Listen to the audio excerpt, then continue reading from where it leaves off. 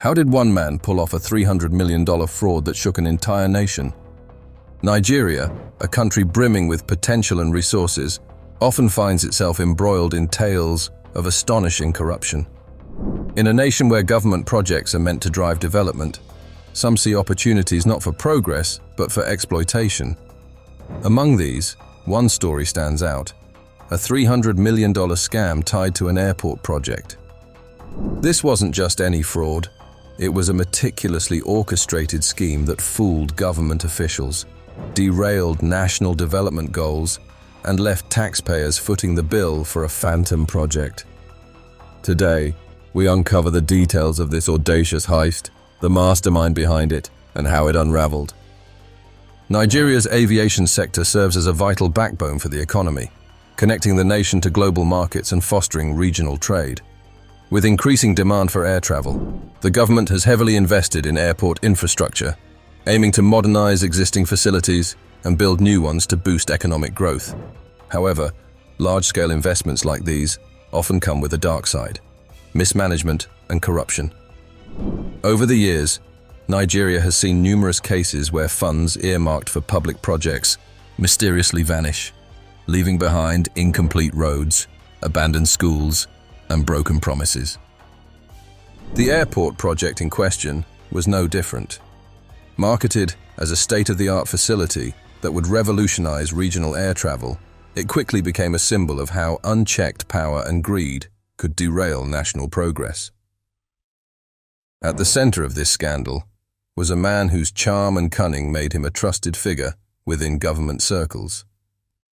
Known for his extensive network and a background in business, he was able to position himself as the perfect candidate to oversee large-scale projects. His strategy was simple, yet effective. He established shell companies with convincing documentation, presented inflated project proposals, and used bribes to grease the wheels of bureaucracy. By cultivating close relationships with influential figures, he gained unrestricted access to lucrative government contracts. What set him apart was his ability to mask his intentions so well that even seasoned officials failed to spot the discrepancies. Whether it was through falsified performance reports or staged construction progress, he ensured that his deception remained undetected for as long as possible. His connections to higher-ups in both the public and private sectors acted as a safety net, shielding him from scrutiny for years. The scam was a masterclass in deception. At its core, the mastermind exploited the very systems meant to safeguard public funds.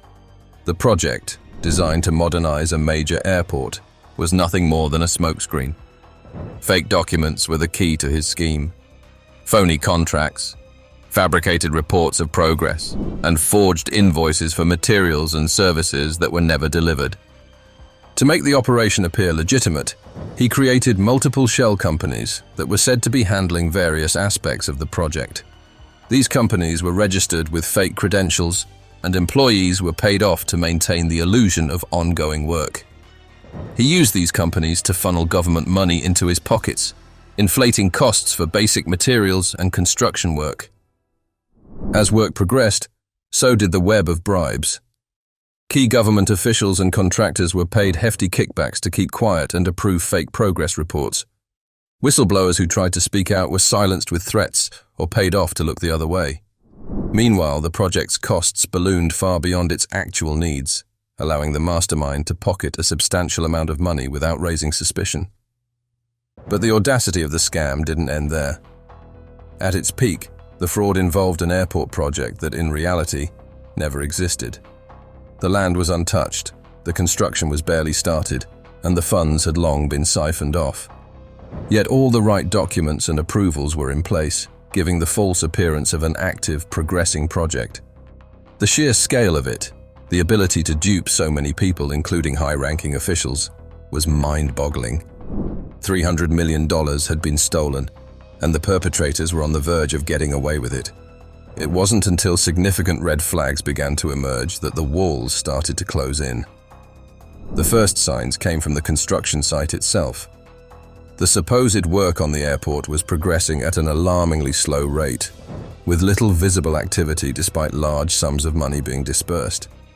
By the time any real investigation began, deadlines had passed, and the project appeared to be behind by years, not months. Yet the government continued to approve more payments, with no one asking why the work had stalled. Eventually, a courageous whistleblower within the contractors' ranks raised concerns. Journalists began digging deeper into the project's discrepancies. Investigative reporters uncovered inconsistencies in the project's budget and timelines, and experts started questioning the validity of the contracts. As auditors scoured the project's financials, it became clear that millions had been misappropriated. The public reaction was swift and explosive. Citizens were outraged that their tax money had been squandered on a non-existent project, and the media quickly latched onto the story. In response, the government launched a full-scale inquiry. The once highly respected officials who had signed off on the deals were now under scrutiny, and the mastermind's identity was revealed. The fallout from the airport scam was severe. The mastermind, once a figure of influence and trust, was quickly arrested, but not before attempting to flee the country with some of his ill-gotten gains. However, his escape was short-lived, as authorities traced him to a hidden location abroad. Once captured, the trial was a spectacle, attracting national attention. His defense tried to argue that the government's lack of oversight contributed to the scam, but the evidence against him was overwhelming.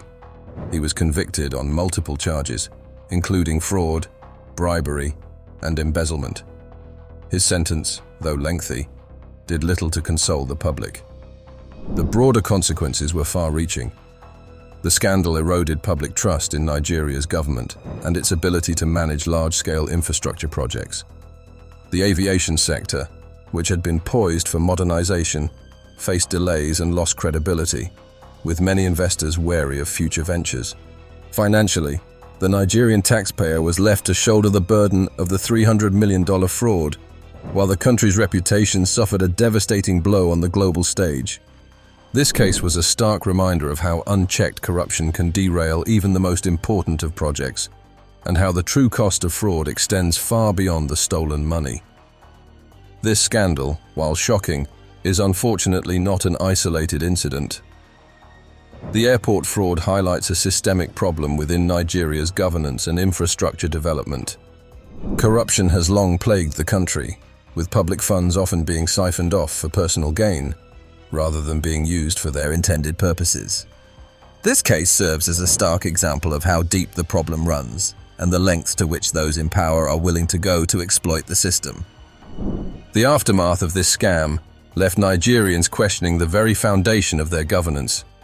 It exposed a lack of accountability, transparency, and oversight in critical sectors, especially in large-scale projects.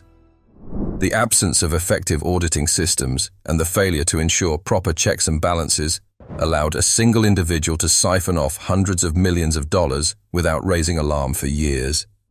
For future infrastructure projects, there are crucial lessons to be learned. First, the need for rigorous oversight mechanisms cannot be overstated. Increased transparency, more frequent audits, and independent monitoring of progress are necessary to prevent similar incidents.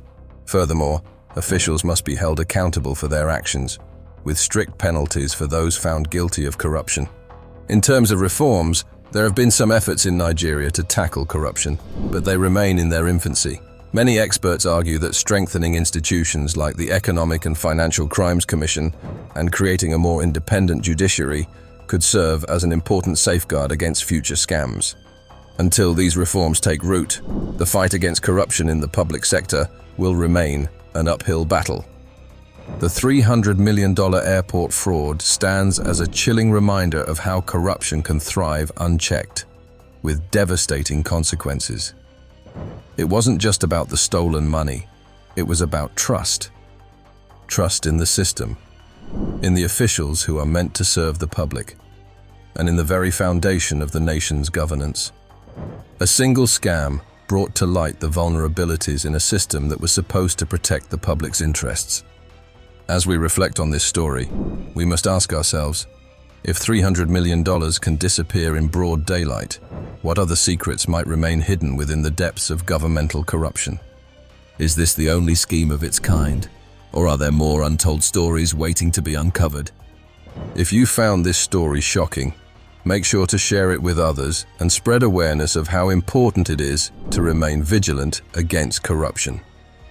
Don't miss out on our next deep dive into the stories that expose the darker side of power.